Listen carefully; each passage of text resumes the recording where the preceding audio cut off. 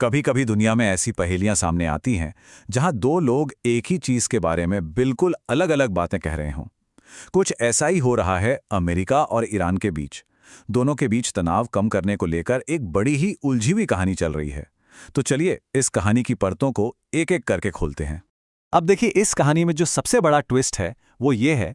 America कहता है हाँ हमारी बातचीत चल रही है, जबकि ईरान साफ साफ कहता है नहीं, ऐसी कोई बात नहीं हो रही है। दोनों ही पब्लिक में एक दूसरे की बात को काट रहे हैं। तो फिर सच क्या है? तो मामला कुछ यूं है। अमेरिका दावा कर रहा है कि उसने ईरान को एक 15 पॉइंट का पीस प्लान भेजा है और बातचीत भी शुरू हो गई है। लेकिन दूसरी तरफ ईरान का कहना है कि उन्हें ऐसा कुछ भी नहीं मिला है और किसी भी तरह की कोई बातचीत नहीं चल रही।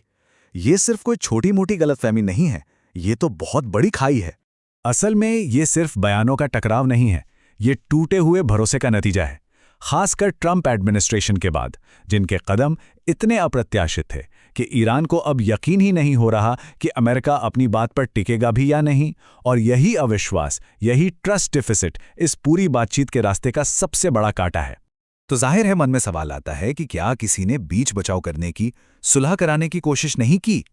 बिल्कुल की, लेकिन एक के बाद एक जो भी मध्यस्थ आए वो सब फेल हो गए। चलिए समझते हैं कि ऐसा हुआ क्यों। सबसे पहले अमेरिका ने पाकिस्तान को आगे किया, लेकिन ये आइडिया तो शुरू होने से पहले ही फेल हो गया। ईरान की नज़र में पाकिस्तान अमेरिका का सहयोगी है, एक कठपुतली जैसा। तो वो भला एक ऐसे मध्यस्थ पर कैसे भरोसा कर सकते हैं जिसे वो निष्पक्ष मानते ही नहीं? अच्छा, फिर ओमान ने कोशिश की।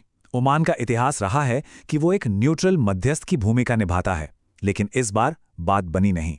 कहते हैं कि अमेरिका ने उन्हें बातचीत के लिए वो आज़ादी या वो स्पेस ही नहीं दिया जिसकी ज़रूरत थी।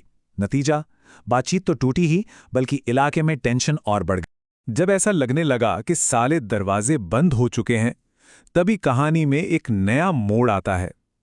इस बार ईरान ने खुद एक ऐसा प्रस्ताव रखा जिसकी शायद किसी ने उम्मीद भी नहीं की थी।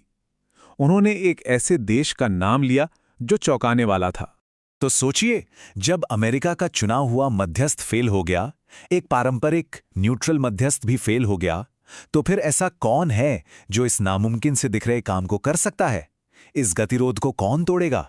और इसका जवाब आया सीधे ईरान की तरफ से। भारत में जो उनके दूत हैं, उन्होंने कहा अगर कोई देश ये कर सकता है तो वो भारत होगा। भारत एक भरोसेमंद खिलाड़ी है। अब यह बयान अपने आप में बहुत कुछ कह जाता है। तो अब असली सवाल यह है कि आखिर ईरान ने भारत का ही नाम क्यों लिया? भारत के पास ऐसा क्या खास है जो उसे इस रोल के लिए एक परफेक्ट कैंडिडेट बनाता है? देखिए, भारत की सबसे बड़ी खासियत है उसका बैलेंसिंग एक्ट। जरा सोचिए, एक तरफ ईरान के साथ भारत के बहुत पुराने और गहरे रणनीतिक रिश्ते हैं, वहीं दूसरी तरफ वो अमेरिका और यहां तक कि इजराइल का भी एक बहुत अहम पार्टनर है। भारत की विदेश नीति हमेशा से गुटनिरपेक्ष रही है, यानी वो किसी भी मिलिट्री गुट का हिस्सा नहीं रहा। और यही बात उसे दोनों पक्षों के लिए भरोसेमंद बनाती है। वो एक ऐसे पुल की तरह है जो दो बिल्कुल अलग दुनियाओं को जोड़ सकता है। अब डिप्लोमेसी में शब्दों के बड़े गहरे मतलब होते हैं।